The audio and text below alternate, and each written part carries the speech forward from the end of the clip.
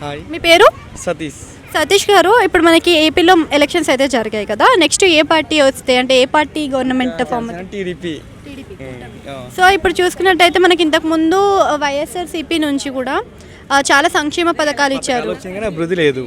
ఓకేనా, మేము ఒక ఉద్యోగులమే, అందుకే మేము ప్రత్యేకంగా తెలుగుదేశం పార్టీ ఇక్కడి నుంచి మళ్ళీ వెళ్ళి మేము ఓటేసాం. ఓకేనా, మా డబ్బులతో ఖర్చు పెట్టి.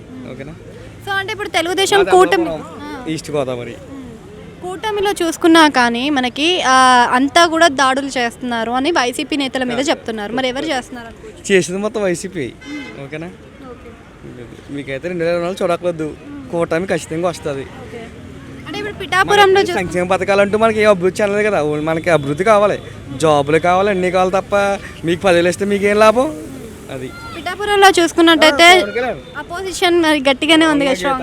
ఓకే, మాది ఆ జిల్లా, మాది ఈస్ట్ గోదావరి అంటున్నాను కదా, అమలాపురం. అది సో వంగ గీత మరి ఏంటి సార్?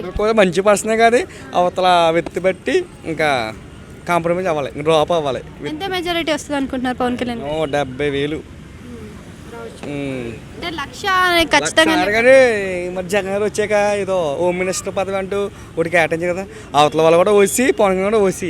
అందుకు అక్కడ ఓసీ ఓటింగ్ ఎక్కువ, 1,00,000 ఓటి. అంటే అది క్యాస్ట్ పరంగా చేసేది కాదు కదా ఓటింగ్, కానీ మామూలుగా అంటున్నా మా గీత కూడా ఓసీ పరంగా ఓసీ అదంటున్నా కదా. మా ఈస్ట్ గోదావరి క్యాస్ట్ ఫీలింగ్ ఎక్కువ, బాగా ఎక్కువ. సరే, ఇప్పుడు చూసుకుంటే మంగళగిరిలో లోకేష్ గారు ఉన్నారు. మరి లోకేష్ గారికి కూడా లావణ్య గట్టి పోటీ ఇస్తున్నారు, అన్నీ ఇస్తున్నారు. హిందూపురం బాలకృష్ణ, కుప్పం చంద్రబాబు అన్నీ ఇంకా అంటే కూటమి వాళ్ళు నగ్గుతారు అంతే.